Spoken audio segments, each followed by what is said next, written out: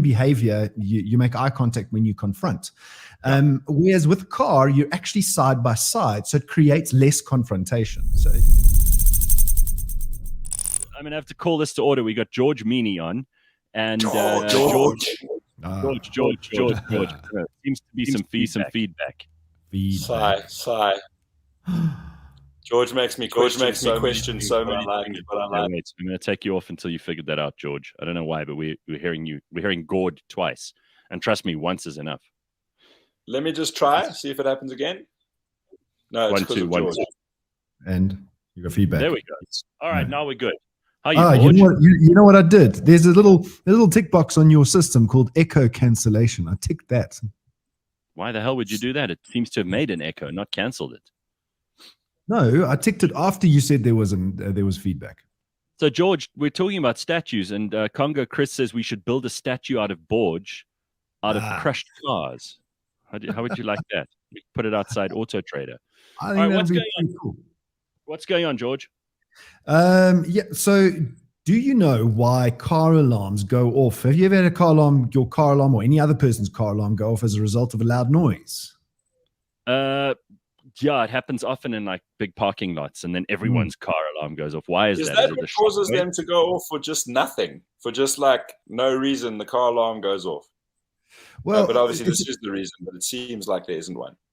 A little known fact that car alarms sensors are more than just motion sensors. People think that car alarms go off because there's a motion sensor inside the car. That's actually not true. There are a range of shock and impact sensors inside the car that make the alarm go off if there's anything that creates vibration, and sound creates vibration. So that's why the car alarm goes off when there's a loud noise. Okay.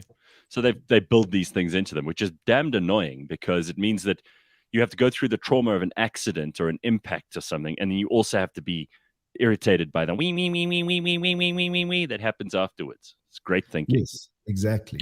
But is that a sound sensor, or is it a motion sensor that gets triggered by a loud enough sound causing motion? Is it supposed to detect a loud noise, or is it a byproduct of the vibration of a loud noise? I think it's a byproduct of the vibration of a loud noise. It's meant as a shock or impact sensor. Okay. That's my opinion. Didn't say that in the research that we did on this. I'm going to go and shout at cars in parking lots and see if I can make their alarm go off by like just yelling at them. Go with a pot and a pan and be like, "Yeah, this car's alarm sucks. Didn't pick that up at all." That reminds me, Gareth, and I didn't say hello to Ben. How's it, Ben? Yeah, good, George. I thought you, when I saw you this morning when I tuned into the show, I thought you were like just woken up because you were so still. You were just sitting there, and Gareth was talking, and you were just still. He was probably bored. He was probably bored with me. You know, Ben is useless at pretending he gives a shit about something when he really doesn't. He's probably sitting there going, "Oh well, this guy just shut up." Gareth was going on a bit, but he was just sitting there. I think he was frozen. Great. Talking about, I went to Cape Town this week, and very quickly, I remember I bought that book of Manda the other day. Leadership book. Yeah. So I started reading it on the airplane, and I like got to the second page, and I was like, "This is a shit book. Why the hell am I reading this book?" And I carried on reading, and then I realized that I was actually in the preface. I wasn't in the book yet.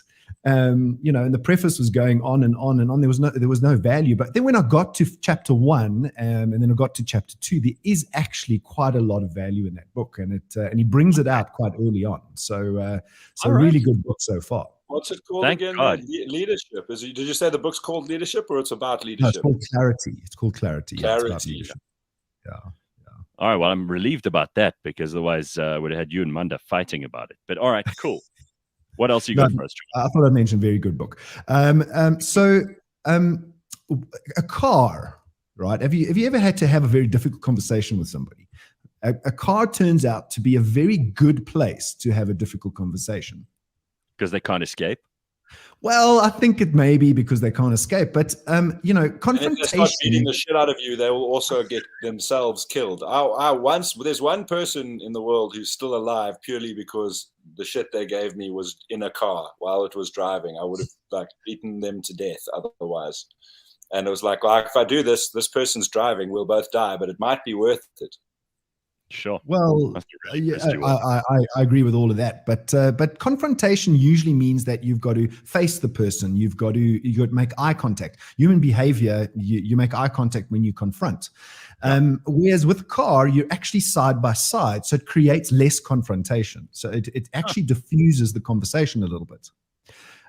So that's one good reason why you should have difficult conversations in a car, and then also it can be more productive in a car because your secondary activity is having the conversation. Your primary activity is actually driving. So therefore, it further diffuses the confrontation that might occur.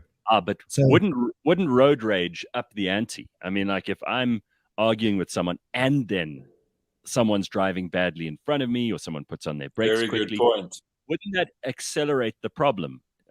It's not a calm environment. I'm not at my most rational and at my most sort of discerning when I'm driving around, and assholes are I'm the only person in the world. Everyone else is an NPC in a video game driving, which is most people. Yeah. It's funny how people become different personalities when they get behind the wheel of a car. It fascinates me. That's why I drive electric, calms me down. I listen to serene music, and I control my emotions, as Ben was putting it earlier. It's serenity. All right. Okay, well, interesting. So if you want to have an argument with someone, do it in the car, but not while the car. Whereas I am the shittest version of myself when I'm driving in any kind of 3.5 or more traffic.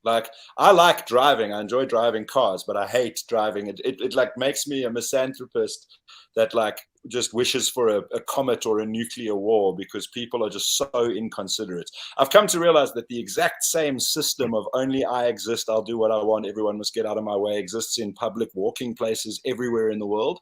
But everybody's I'm only not going to crash into you because I lose points. I'll have admin to do. If I kill you, there might be a court case, not because you might have right of way. You actually illustrate the point that the problem is people, not cars, because people will do the same. I enjoy driving a car if I have room to actually go and it's a nice car. Bumper to bumper traffic, doesn't matter if I'm in a Bugatti or a Rolls Royce, I'm going to hate that. But if I can chuck it around some corners, cars are fun. But people are just, everything that's wrong with humanity is on display in traffic. Everyone's always first all the time because it's me. No. Personalities change as you get into the car. So onto a more interesting topic. In England, you've been to England lately, Gord. In England, something bizarre happened. This car thief stole a Mitsubishi ASX, which is an SUV, and it wasn't the stealing of the car that got him caught. He's on the same day that he stole the car, he didn't pay for petrol. He drove off. He didn't pay for petrol when he went to the filling station. So that was the reason the police were looking for him. So the police saw him go into this one house, and they followed him into the house. And when they followed him to the house, started searching the house, couldn't find him. And when they couldn't find him, they suddenly heard the teddy bear in the corner breathing.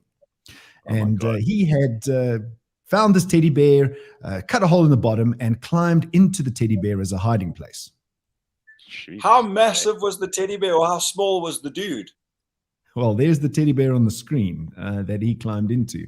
He must have been climbed in his ass, which, if that, everything being proportionate, if that asshole of the teddy bear is big enough to get an adult human in, that has got to be a 2-story teddy bear. It's pretty big. Well, I mean, if you look at the guy's hand on the top, it kind of gives you a little bit of a reference. There's a hand, okay. How big the teddy bear is. No, that is a big ass teddy bear.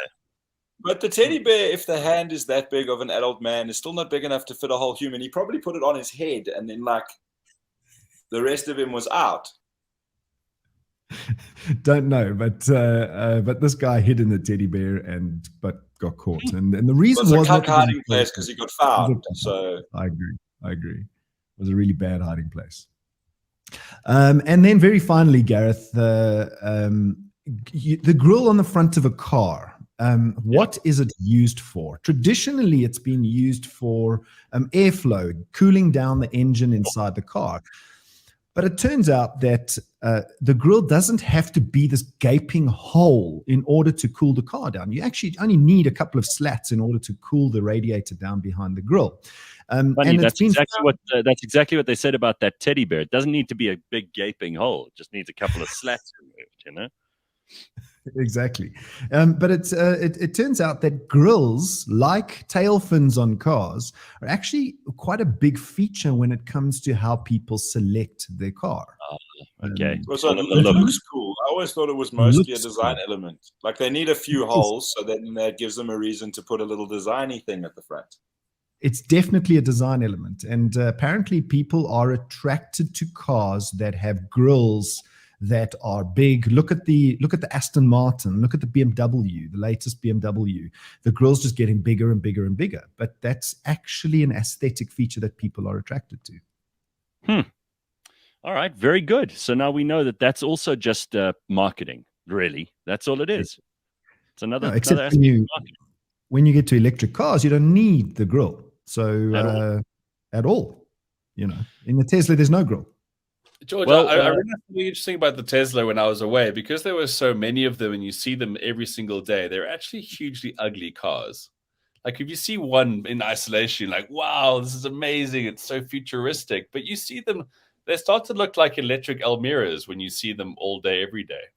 Yeah, it's almost like the Hyundai Elantra, I think it was. You know, when they first came out, they were cool, but then they were everywhere. Yeah. And then it becomes like uncool. It's like, just another bloody Elantra. Yeah. Listen, you lot, we're out of time. Thank you for a lovely Friday morning. Gord, Ben, and I almost said Gorge. George, we will see you. They got gorged. Have an excellent week, everybody, and we'll catch up again very soon. Happy weekend. Friday it up.